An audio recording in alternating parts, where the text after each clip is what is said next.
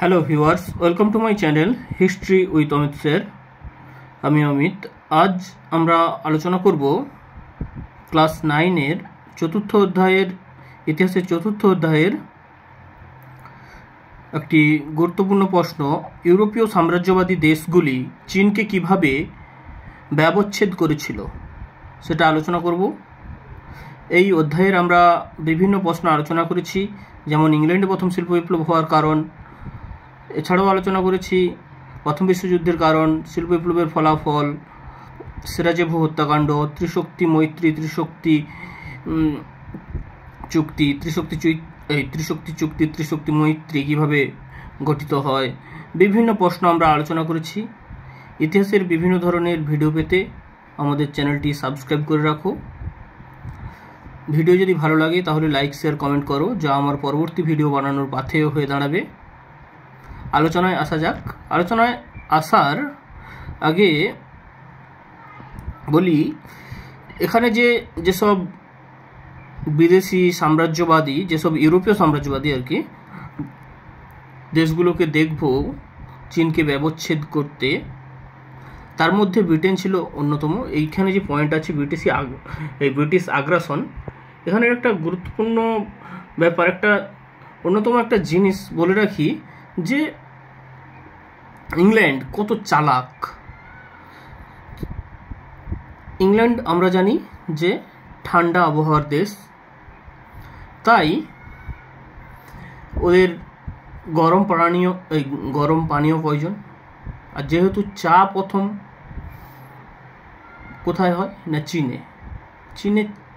চীনের চা ইংল্যান্ড আমদানি করার ফলে ইংল্যান্ডের প্রচুর পরিমাণ অর্থ চীনে সঞ্চিত হয়ে যায়। এর ফলে ইংল্যান্ড ভাবলো যে কি করে চীনে চলে যাওয়া তাদের ওই অর্থগুলোকে আবার ফিরিয়ে আনা যায়। তার জন্য তারা কি করলো না, আফিম চাষ করতে শুরু করলো। আফিম চাষ করে সেই আফিমগুলোকে চীনের মধ্যে ছড়িয়ে দিল, এবং ছড়িয়ে দেওয়ার ফলে চীনের মানুষজন আফিমের নেশাগ্রস্ত হয়ে গেল। এর ফলে চীনের বিভিন্ন ক্ষেত্রে অবক্ষয় দেখা দিতে লাগলো। এর ফলেই কিন্তু আফিমের যুদ্ধ হয়েছিল, যেটা আমরা পড়ব। যাই হোক, এখানে আমরা নোটস আকারে আলোচনা করব। আলোচনায় আসা যাক। ঊনবিংশ শতকের শেষ দিকে প্রায় সব ইউরোপীয় শক্তি চীনের উপর আগ্রাসী নীতি গ্রহণ করে। তাই ঐতিহাসিক হেরল্ড ভেনাক যথার্থই বলেছেন যে তরমুজকে লোকে যেমন খণ্ড খণ্ড করে খায়, সেইভাবে ইউরোপের ঔপনিবেশিক শক্তিগুলি চীনা তরমুজকে খণ্ড খণ্ড করে খেতে উদ্যত হয়। প্রথম পয়েন্টেই আসবো আমরা, ব্রিটিশ আগ্রাসন। চীনে ব্রিটিশদের আফিম বাণিজ্যকে কেন্দ্র করে, এই যে আমি বলেছি যে আফিমের ব্যবসার কথা বলেছি, সেই আফিম বাণিজ্যকে কেন্দ্র করে ইংরেজদের সঙ্গে প্রথম ইঙ্গোচীন যুদ্ধ 1839 থেকে 42 হয়। চীনকে ব্রিটেন পরাজিত করে নানকিংয়ের সন্ধি স্বাক্ষর করে। চীনে ব্রিটিশদের আফিম বাণিজ্যকে কেন্দ্র করে ইংরেজদের সঙ্গে প্রথম ইঙ্গোচীন যুদ্ধ 1839 থেকে 42 হয়। চীনকে ব্রিটেন পরাজিত করে নানকিংয়ের সন্ধি স্বাক্ষর করে 1842 খ্রিস্টাব্দে, এবং ব্রিটিশরা চীনে অতিরাষ্ট্রিক অধিকার লাভ করে। ক্যান্টন বন্দর সহ, ক্যান্টন হচ্ছে চীনের অন্যতম একটা বাণিজ্যিক বন্দর, ক্যান্টন বন্দর সহ চীনের আরও 5টি বন্দর ইউরোপীয়দের বাণিজ্যের জন্য খুলে দেওয়া হয়। 2 নম্বর পয়েন্টে আমরা দেখব ইংল্যান্ড ও ফ্রান্সের আধিপত্য।